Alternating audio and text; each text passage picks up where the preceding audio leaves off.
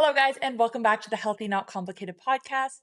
I'm your host, Health Coach Kait, and today we're going to be talking about the one key principle that can make weight loss with insulin resistance easy. Because there's a reason why people who are insulin resistant find it difficult to lose weight. There's a reason why restricting calories, why simply focusing on eating in a deficit usually it doesn't work. Insulin resistance does make it more difficult to lose weight. But the good news is there is a solution. And when you start focusing on this one other principle instead, that's when you're going to start to see results. Now, I have seen this with so many clients who have struggled to lose weight. They've done everything, they've done all the crash diets, nothing's worked. Or if it has worked, the results weren't sustainable. But again, when they shifted their focus, that is when they saw results. So let's start off by talking about the role of insulin in weight loss, because that's the key here. Spoiler alert. So insulin is a hormone, and one of its main roles in the body is helping to take the excess sugar from our bloodstream to the cells in our body that need it. So basically what happens is when we eat, our food is broken down, and anything that's broken down into sugar enters our blood sugar goes up, and the pancreas releases insulin to shuttle the excess sugar to our cells in our body that need it. Because our body always wants to maintain homeostasis in terms of our blood sugar, well, in terms of everything, but for today, let's focus on blood sugar. So there is an ideal blood sugar level that it wants to maintain. And when your blood sugar goes up, insulin is the hormone that's released in order to bring it back down. And same thing happens when your blood sugar drops too low. There are hormones that are released to bring it back up. So when we're insulin resistant, the cells in our body are not responding to insulin correctly. So what's happening is we're eating, our blood sugar is going up, insulin's being released, it's taking the blood sugar to our cells, and our cells are like, nah, we're not taking it in. And then what happens is the body realizes that blood sugar is still high, it releases more insulin, and this next round of insulin is more or less able to shove the glucose into the cells. But what ends up happening, at least in the early stages of insulin resistance, is your blood sugar will still look normal. If you get a fasting blood sugar test, it won't be elevated. You won't be diagnosed with prediabetes or anything. Your blood sugar will still look normal, but your insulin levels will be high because it's taking more insulin in order to keep your blood sugar at the right level, if that makes sense. And your blood sugar will look normal for a while. It can take up to 10 to 15 years before all this extra insulin isn't enough to keep your blood sugar in check, and then it starts to rise, and then you'll be diagnosed as pre-diabetic. But if you're still in the early stages, if your blood sugar is still normal, then, like I said, you're going to have high insulin but normal blood sugar. The issue here when it comes to weight loss, and this is where we're going to start to talk about the key to losing weight with insulin resistance, is that insulin blocks fat burning. And this isn't a bad thing when someone is metabolically healthy, when everything's working out, and they're a normal weight. It makes sense why insulin blocks fat burning. It's not a bad thing. But when we're insulin resistant and we're trying to lose weight, it's not ideal. So the reason that it makes sense in someone who's metabolically healthy is that when insulin is high, this is a sign to the body that there is energy available, that we have just eaten, the energy from that meal has entered our bloodstream, it's ready to be used by our cells. And if there's energy that has just come in, then the body doesn't want to burn stored body fat. It might as well use what is already there instead of storing that and then burning something else, if that makes sense. So when insulin levels are high, the body's like, okay, there's energy here. We don't need to use stored body fat.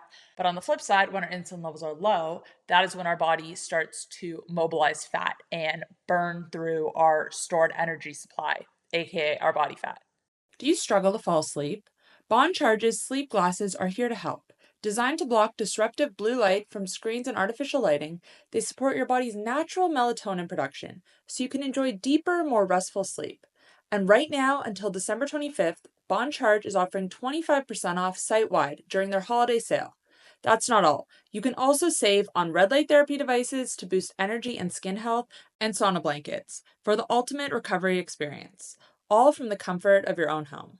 Don't miss out. Head to healthcoachkate.com/bond charge to shop and save 25% today.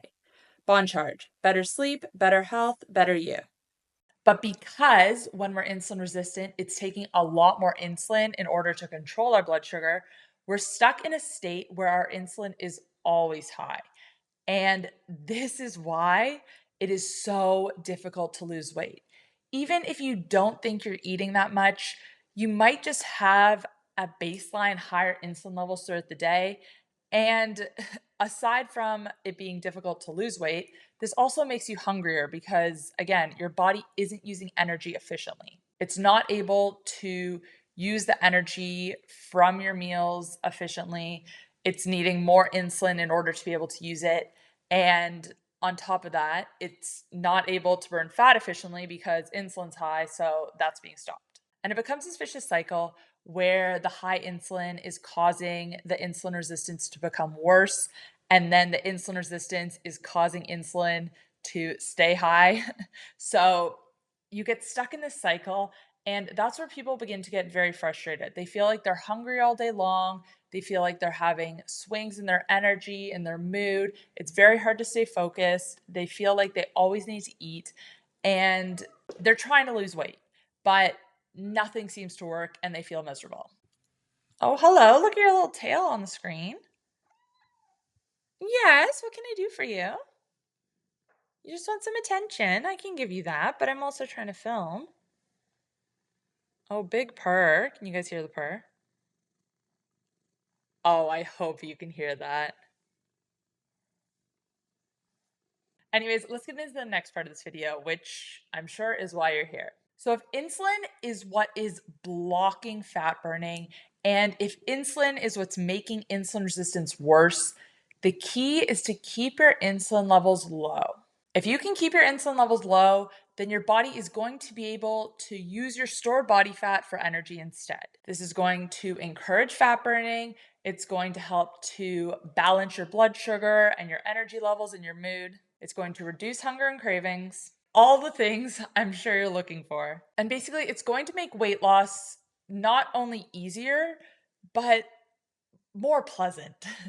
You're not going to be feeling miserable all the time. You're going to be able to be more in control of your hunger, your cravings.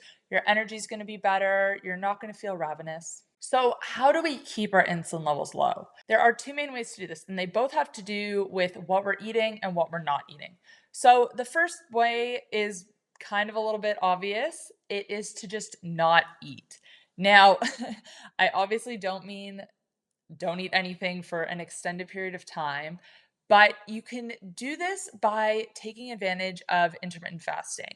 And this doesn't have to be extreme. This doesn't have to be 20 hours of fasting a day. You don't need to do one meal a day or anything like that. You don't even need to do multi day fasts if you don't want to. Yes, if you want to do a 24-hour fast or a 48-hour fast every now and then, that can be extremely beneficial. However, it isn't necessary. If you can just incorporate some more intermittent fasting into your daily routine, so whether that means you push your breakfast back an hour, you stop eating earlier in the night, ideally you're not snacking late at night or anything like that, all of this will help to extend the time that you're in a fasted state. And when you're in a fasted state, your insulin levels are going to be low because, of course, there's no energy coming in. Your blood sugar should be relatively stable. There are a few other things that can impact it, but in general, if you're not eating, your insulin levels are going to be low. And if you can spend more time in a fasted state every day, then this is going to help to improve your insulin sensitivity. Because when your cells aren't being bombarded with high insulin levels, this is when they start to become more insulin sensitive again. And then when they are faced with insulin, when your blood sugar does go up, they're able to take in the glucose more easily. And when we talk about intermittent fasting, I guess this isn't really the same. Well, it all ties in. Another thing you can take advantage of is not snacking in between meals. And I talk about this a lot on my YouTube channel. Snacking is one of the worst things you can do for insulin resistance because, again, you want to spend as much time as possible in a low insulin state. So if you are eating your meals throughout the day and then you're snacking in between, if you're constantly grazing, then you're going to always have high insulin levels to some degree. But if you cut out the snacking, if you eat decent sized meals, if you're meeting your energy needs at every meal, if you're meeting your protein needs at every meal, but you just don't snack in between, this is going to allow your blood sugar to come back down in between meals. It's going to allow your insulin to come back down in between meals. And that's just a little bit more time every day that you're going to be in a state where your insulin sensitivity is improving.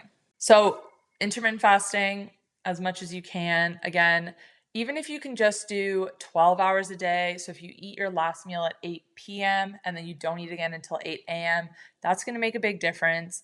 If you can push it to 14 or 16 hours, that's when a lot of people see even better results. But again, if you're doing 12 hours and then you're eating 3 meals in a day, decent sized meals, but you're leaving a few hours in between, so you're not constantly grazing throughout the day, that's going to have a big, big impact. And honestly, that is a pretty easy and pretty sustainable approach. A lot of people are going to be able to incorporate that eating style into the routine pretty easily, because even if you did that and you didn't change the specific foods you were eating, you are most likely going to see results unless your diet is like way, way off the rails. But even still, the fact that you're spending at least half your day in a fasted state, you're going to see improvements. Now, the second part to this is to eat a low insulin diet. And what do I mean by that? Well, as we spoke about earlier, insulin is released when our blood sugar goes up. And our blood sugar goes up when we eat foods that are broken down into sugar. And the foods that are broken down into sugar are carbohydrates. Fat and protein, they're metabolized differently. Protein contains amino acids and fat contains fatty acids. They aren't metabolized the same way. They don't cause an increase in blood sugar. So if you can reduce your carbohydrates, then this again is going to help you to lower your body's need for insulin, and it's going to help to improve your insulin sensitivity. This doesn't have to be drastic. If you can eat less than 100 grams per day, that's going to be great. Less than 50 grams, you're going to see even better results and a little bit faster. But it's all about making it sustainable. This isn't about going on a crash diet. This is about making sustainable habit changes that you're going to be able to stick to over the long term, because ultimately that is how you are going to get lasting results. So let's talk about some practical steps you can take in order to keep your insulin low. The first one, as we just talked about, is to focus on a low carb, high protein, high healthy fat diet. Carbohydrates is key here, and reducing them or being smart about them to some degree. But this kind of goes hand in hand. If you're eating enough protein, then you're not going to be, well, this helps to control your hunger a bit better, because there's something known as the protein leverage hypothesis, which states that you eat until your protein needs are met, despite how much energy you've eaten. So if you've eaten a meal that's high in carbs, high in fat, but doesn't have a lot of protein, you're still going to feel hungry. You're still going to feel like you can continue to eat because you haven't met that protein threshold that you need. But if you get enough protein in at your meals, then you feel more satisfied and you're less hungry for snacks in between meals. Your energy is going to be better. Your blood sugar is going to be more stable. It's just a win all around. So a good rule of thumb is to get a bare minimum of 30 grams of protein in at every single meal. Now, ideally, if you can get 40, 45, 50 grams in, that's going to be even better. And here it also comes down to your body size, how active you are, that sort of thing. But general rule of thumb is you want to be consuming 1 gram of protein per pound of your ideal body weight per day. So if your ideal body weight is 140 pounds, you want to be getting at least 140 grams of protein in every day. If you're having 3 meals, that's going to look like 45 grams of protein at each of these meals. And the other part to this, because if you're reducing carbs and fat are our body's energy source. Protein has different roles in the body. If you're reducing your carbohydrates, you want to make sure you are getting adequate fat in. Now, a lot of people talk about how they will reduce carbs but also reduce fat because They think that if they reduce their fat, then their body will burn their stored body fat instead. But the problem with this is that if you're insulin resistant, your body isn't used to burning fat. So if you reduce carbs and you're not eating enough fat, your body can turn some of the protein that you're consuming into glucose, into sugar. And this can actually cause your blood sugar to go up because your body is just so used to carbohydrates coming in, and that's the energy source it's going to create first. So you can counter this by eating enough fat. Now, you don't have to go totally crazy, but including at least one fat source at every meal, cooking with plenty of healthy cooking fat, so ghee, tallow, butter if it's lower temperature, coconut oil, these are all great options. Including fatty fruit like avocados and olives and coconut at your meals can help as well. As long as you're not actively avoiding fat, if you're not having any products that have skim milk, so you're having like full fat dairy, then you're probably going to be getting enough fat in order to help your body to learn to burn fat more efficiently. So to recap, you want to try to limit your carbohydrates, you want to prioritize protein, and you want to use fat to sort of fill in the rest. Now, with this, the carbohydrates you are having, you want them to be whole food carbs. You want to avoid anything that's processed or filled with sugar as much as possible. Anything that's super processed is broken down very easily by the body, very quickly by the body, and this causes our blood sugar to go up rapidly. And when this happens, our body needs a lot of insulin all at once in order to deal with all this blood sugar. So, anything you can do to slow down blood sugar spikes, to make them more gradual, is going to help as well because not as much insulin is going to be needed all at once. So, like I said, one way to do this is to choose whole food carbohydrates instead of processed ones. And in general, you just want to be eating mainly whole foods. So, you want to be focusing your meals around animal products, quality protein sources, red meat, chicken, cold water oily fish such as salmon. That's great. Eggs, full fat dairy. All of these are fantastic choices. Focus your meal around a good quality protein source. Add some low sugar fruit and vegetables to this meal and cook in plenty of healthy fat. And that should basically be your framework for every meal. Now, I get asked a lot about bread and rice and that sort of thing. And if you really can't give up those foods, you don't have to. Just be more mindful about how much you're consuming and about ensuring that you are getting enough protein and fat in at every meal because protein and fat help to slow down the digestion of carbohydrates. So this is another way that you can help to lower your insulin. And I really want to emphasize that this doesn't have to be an all or nothing approach. You don't need to completely cut everything out of your diet. Just be smarter about your choices and try to eat, like I said, mainly whole foods. Because if you can eat mainly whole foods, then there's not going to be much room. You're not going to be that hungry for other foods. Things just kind of fall into place when you start making these little changes and focusing on these principles. Now, the other part to this is that timing matters. We touched a little bit on intermittent fasting and how that can be beneficial. The main point I want to make is that you shouldn't be eating late into the night. I don't have a problem with anyone having breakfast or eating first thing in the morning if that's what you feel like your body needs. If you skip breakfast and you feel miserable, that's not what we want. Again, we're trying to make things sustainable. But one thing we really want to avoid is eating within 3 hours of bedtime. Not only is this going to help to keep us in a low insulin state for longer, but it's also going to help with our sleep quality.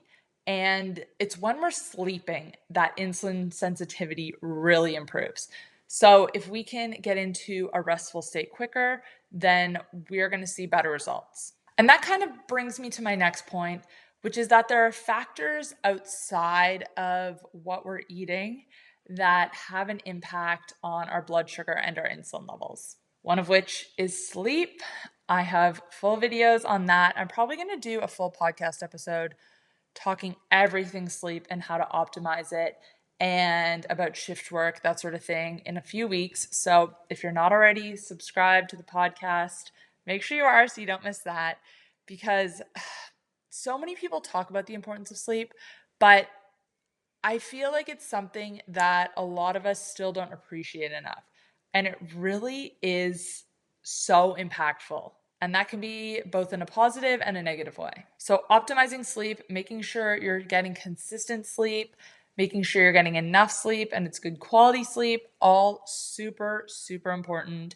Even after just one night of poor sleep, our insulin levels are higher the entire following day. And this is even seen in people who are metabolically healthy. So you can only imagine someone who's already insulin resistant, who already has high insulin levels, how much worse this is going to be for them. And this is another reason why a lot of people find weight loss difficult when they're insulin resistant. And that's because their sleep isn't on point. It is very, very hard to lose fat when you're not getting enough sleep, when you're not getting enough quality sleep. Okay, don't pull my cord out, please. The other factor that can have an impact is stress. So we want to lower our stress whenever we can. And easier said than done. I know, but it is really important. So any small things you can do, just taking a break, having some sort of mindfulness practice, doing a meditation, even just going for a walk. Something I've started doing, I actually saw this on TikTok. I think they call it like a color walk. This just helps you to be more present and it can help you to relax as well. Basically, you go for a walk, don't have any headphones, turn your phone off, leave it at home, do whatever, and pick a color. So let's say you pick orange. And while you're walking, just look for everything you can see that's orange. This actually, surprisingly, is very, very calming. Well, I don't know if that's surprising, but it also helps you just stay so present. When I'm looking around for that one color, I notice so many little things, a sticker here, a flower there, that I wouldn't typically notice otherwise. And I've been surprised a few times. Like I've chosen blue, pink, whatever color, and I've thought, oh, well, I'm on a walk outside. I don't know. I'm not going to see that many pink things out here, maybe some flowers. But then you start to notice all these little things, and it's actually really intriguing and really fun. So, highly recommend that if you're looking for a way to relieve your stress, to be more present, to kind of switch your mind off. That's just a little bonus tip for you. But I am going to wrap this podcast up here. I hope you found this helpful. So, to recap, the key to losing weight when you're insulin resistant is to keep your insulin low. And you can do this in a whole bunch of different ways. Obviously, as we spoke about, the food that we eat and we don't eat matters. The timing of our meals matter. Getting quality sleep matters. Lowering our stress matters. Not snacking matters. All of these little things add up. Every small decision you make throughout the day makes a difference. So you don't have to be perfect, but try to incorporate as many of these strategies to lower your insulin as you can, and you're going to see results pretty quickly. You're not going to have to count calories. You're not even going to have to count macros. Yes, I did speak a little bit about prioritizing protein and limiting carbs. You don't have to be strict about it. If you are eating mainly whole foods, if you have protein at the center of every meal, then you are going to see results. Your calories are going to fall into place. Your macros are going to fall into place. It's going to become really easy. And that's what I love about this approach too, is that it's not super strict, it's flexible, it's sustainable, and that's what's going to get you lasting results. Anyways, guys, thank you so much for listening or watching. If you're watching on YouTube, make sure to give this video a thumbs up and subscribe to the channel. If you're on Spotify, give me a follow, and you can also give me a 5-star rating if you did find this helpful. And share this with a family member or a friend who's struggling with weight loss, who might be insulin resistant and doesn't realize it. Hopefully something I said in this video will click for them and we can get them started on the path to success. Thanks guys for watching, and I will see you next time. Bye.